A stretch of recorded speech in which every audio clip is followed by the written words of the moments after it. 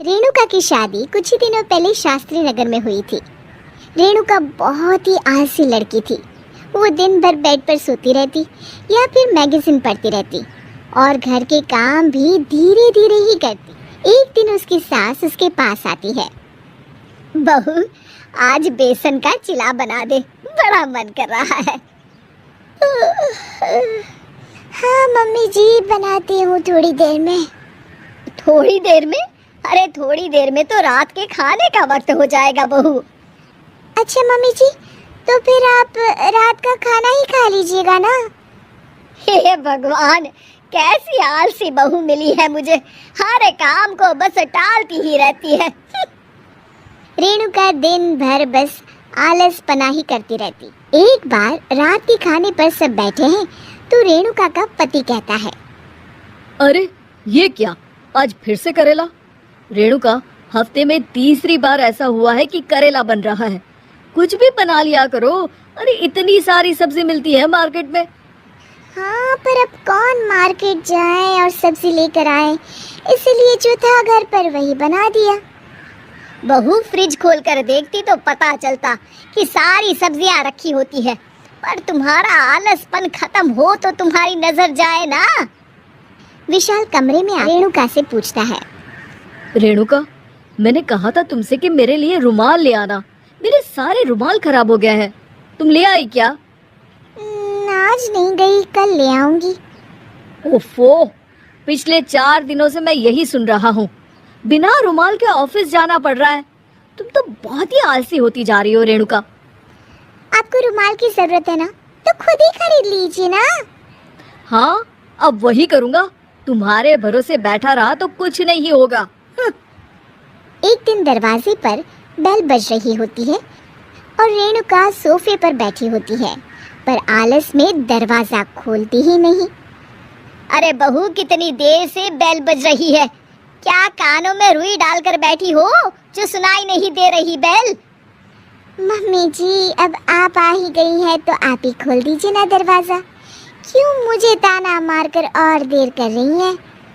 अरे वाह, उल्टा चोर को तवाल को डांटे। सास दरवाजा खोलती है तो उसकी पड़ोसन दरवाजे पर खड़ी होती है। दरवाजा खोलने में इतनी देर क्यों हो गई? सब सो गए थे क्या? और ये भी कोई वक्त है क्या सोने का? हाँ? अरे नहीं नहीं, ऐसी कोई बात नहीं है। आइए आइए, आप लोग अंदर आइए। ओफो, इन सबको भी अभी आना था।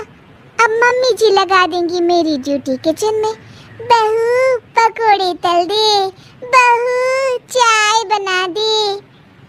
अरे बहू, सो गई क्या? कब से आवाज दे रही हूँ। जा, चाय बना कर लिया। हाँ मम्मी जी, अभी जाती हूँ थोड़ी देर में। सास रेणुका को आंख दिखाती है। मतलब थोड़ी ही देर लगेगी चाय बनाने में, अभी ले आती हूँ, बस झटपट। रेणुका रसोई में जाती है और इसी आलसीपन में वो चीनी की जगह नमक डाल देती है। जैसे ही सब चाय का घूंट भरते हैं, चाय थूक देते हैं। थू थू थू थू, ये कैसी चाय बनाई है तूने रेणुका? इसमें तो सारा नमक भरा है। हाँ, और ये पकोड़े, इसमें इतनी मिर्च है कि मेरी तो हालत ही खराब हो गई खाकर।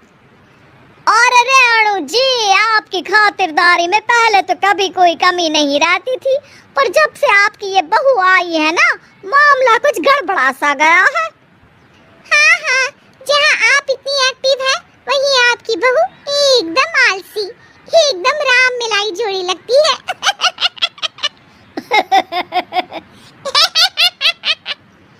अच्छा जी, चलते हैं अब। नमक वाली चाय पिलाने के लिए बहुत बहुत शुक्रिया। सब वहाँ से चले जाते हैं।